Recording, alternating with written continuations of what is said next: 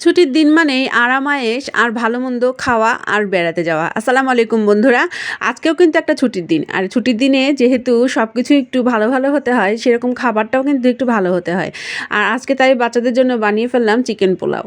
আর আমি চিকেন পোলাওটা খুবই সহজ এবং ঘরোয়া উপাদানগুলো দিয়ে রান্না করেছি। আর আপনাদের সাথেও শেয়ার করে নিচ্ছি। তবে চিকেনটা যদি আপনি একটু ভেজে নেন, তাহলে চিকেন পোলাওয়ের যে চিকেনটা, সেটা কিন্তু দারুণ হয়ে তৈরি হবে। আর আজকে কিন্তু আমি অনেকগুলো ভাজা পেঁয়াজ ইউজ করেছি, কেননা যখন আপনি বেরেস্তা দিবেন কোনো গ্রেভিতে, সেই গ্রেভিটা অনেক ঘন হয় আর খেতেও অনেক টেস্ট হয় আর কালারটাও খুব ভালো হয়।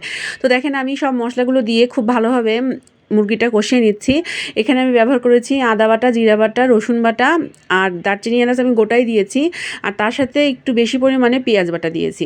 আর খুব ভালোভাবে কষিয়ে নিয়ে এখন আমি দিয়ে দিলাম লবণ। আপনারা চাইলে লবণটা আগেও অ্যাড করতে পারেন, সেটা আপনাদের ইচ্ছা।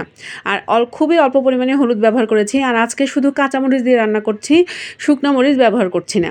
তো দেখেন আমার গ্রেভিটা কিন্তু প্রায় হয়ে এসেছে।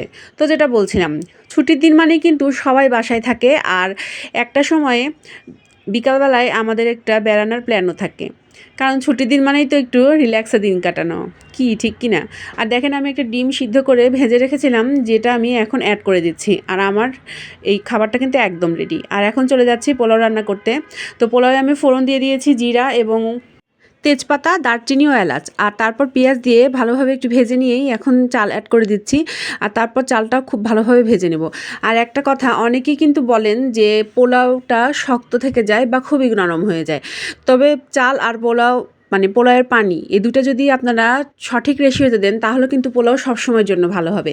চাল যতখানি, পানি ঠিক তার দ্বিগুণ। অর্থাৎ চাল যদি এক কাপ হয়, তাহলে পানি হবে 2 কাপ। তো আজকে যেহেতু আমি হাফ কেজি চাল রান্না করছি, আমি পানি দিচ্ছি 4 কাপ। আর 4 কাপের মধ্যে আমি 3 কাপ দিব পানি আর 1 কাপ দিব দুধ। আর দুধ দিলে পোলাওটা কিন্তু খুব সুন্দর হয়, যেমন কালার হয় আর খেতেও সেরকম সুস্বাদু হয়। তো দেখেন আমার পোলাওটা কিন্তু হয়ে গিয়েছে। আর এখন আমি পোলাওটা আর চিকেনটা একসাথে সার্ভ করে দিচ্ছি। আর সার্ভ করার পর আমি উপরে একটু বেরেস্তাও ছড়িয়ে দিব। বেরেস্তা দিলে খেতেও ভালো লাগে আর দেখতেও ভালো লাগে। আসলে আমরা যতই বলি না কেন, আগে তো দর্শনধারী, তারপরে তো গুণবিচারী, কি বলেন সবাই? তো আমার ভিডিওটা আজকে কেমন লাগলো অবশ্যই আমাকে কমেন্টে জানাবেন। তো আজকে এই পর্যন্তই, সামনে আবারও দেখা হবে। আসসালামু আলাইকুম।